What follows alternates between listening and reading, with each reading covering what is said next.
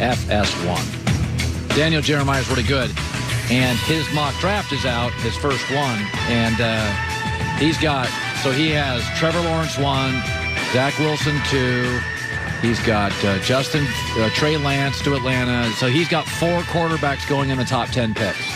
And by the way, so that's it. I really like Justin Fields to Carolina.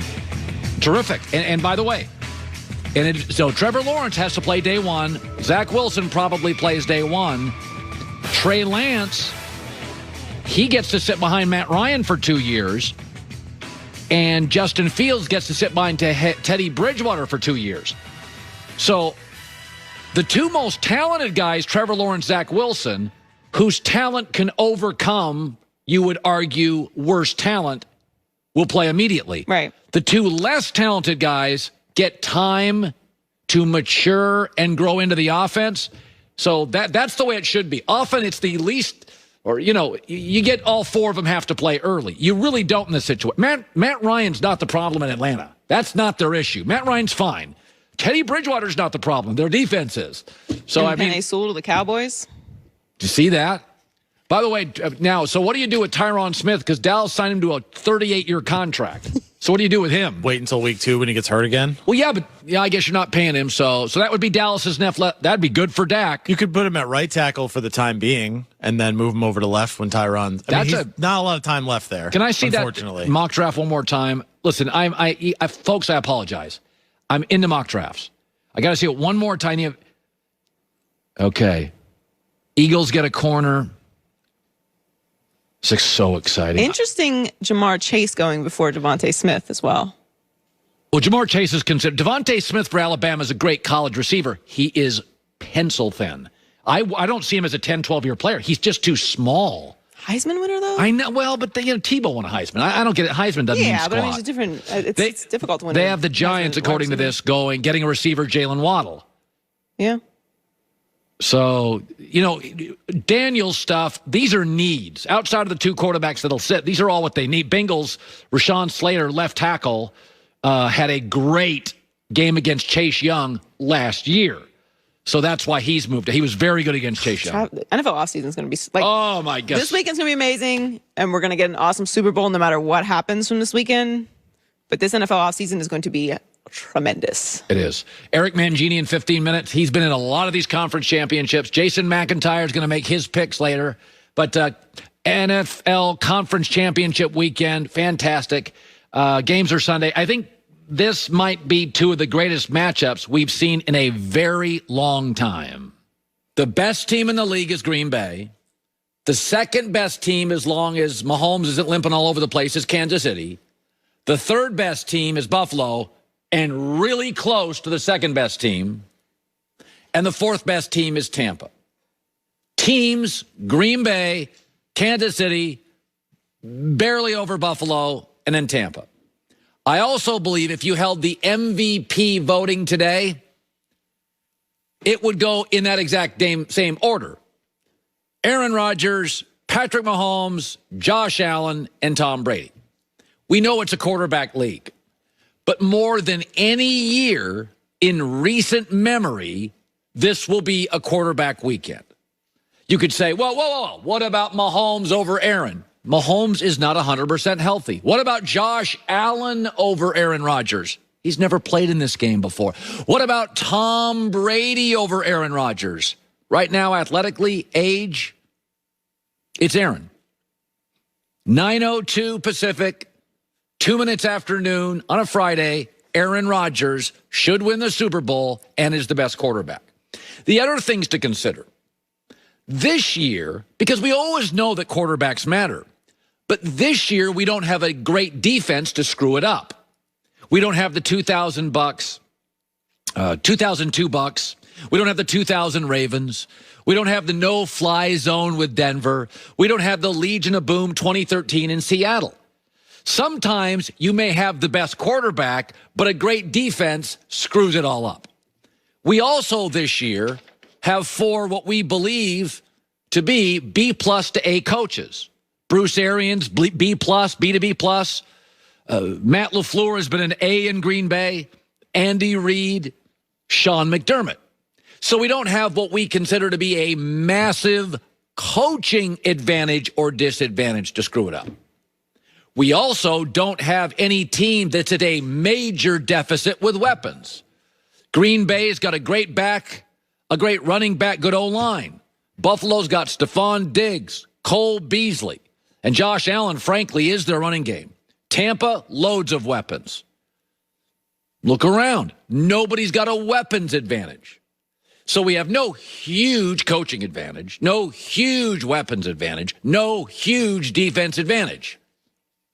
And this morning, in order of quarterbacks, is to me in order of teams. So I think Green Bay should win it all. I think Green Bay is the best team in the league when you take out a defense to screw it up, a coach to screw it up, or an asset, weapon disadvantage, or advantage to screw it up. And by the way, there have been 10 playoff games this year. The best quarterback has won 9 of them. The only exception was that team up in Seattle, which we all kind of feel like the coach, we're not sure if he gets along with the quarterback. The Seahawks, Russell Wilson struggled second half of the year, reportedly interviewing Adam Gase. Not even sure why they do it. And if they did, why would you make it public? But I think we have a clear 4 best teams in order: Green Bay, Kansas City, Buffalo, Tampa, and that's this year, the quarterbacks as well. Let me go to this. So we know in the NFL, every year we got 7 new coaches, right? Some years 8, some years 6, but it's about 7's your average. Yesterday, Philadelphia hired Nick Sirianni, who was not even the top coaching candidate on the Colts staff. This year was the year, in my opinion, of very interesting candidates and some really regrettable hires. Philadelphia hired a young man I believe they think they can control. Detroit hired a guy who I think sounds like a pro wrestler. The Jets hired a guy who many like, but can he solve their offensive woes with Sam Darnold? So we went back 5 years, and we went and looked at all the coaching hires for 5 years. How many end up being A's? So we went back to 2016. Doug Peterson, of the 6 hired, counts as the strongest. I know he was just fired, but Philadelphia won a Super Bowl. They beat Belichick. That's unfair to say he was a failure. 1 for 6 worked. The following year in 2017, 7 coaches were hired, and it was a rare year where 3 were excellent. Sean McDermott of Buffalo, Sean McVay of the Rams, and Kyle Shanahan of the 49ers. 2018, 8 new coaches, and only 2 are home runs. Frank Reich, Colts, Mike Vrabel, Titans. The following year, 8 coaches again. A quarter, Joy's shaking her head, a quarter of the league flushed out. Again, 2 home runs. Brian Flores of the Dolphins, haven't made the playoffs, but really doing a good job. Matt LaFleur of Green Bay. Now, Bruce Arians could make it 3, but his first year was a losing season, and I ain't sure he's doing the work here. It's Brady. And last year, 2 for 5 so far appear to be excellent hires. Kevin Stefanski of the Browns, Ron Rivera of Washington. I think both had a ton to overcome, and one of the signs of a great coach is ability quickly to overcome chaos, bad quarterback play. Now, I do think Joe Judge has a chance in New York, but I can't say A. So this year, we have 7 openings and 6 have been hired. And I'm going to tell you who I think the 2, because that's the average, you just heard me, will be the hits. Brandon Staley of the Chargers. Why? It's a great roster, a sharp general manager, and Justin Herbert. This would be hard to screw up. He'd have to really not know what he's doing to screw it up. This is made to win.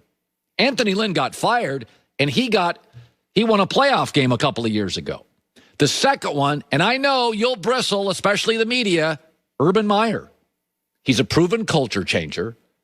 He gets a great quarterback, a ton of cap space in a goofy division.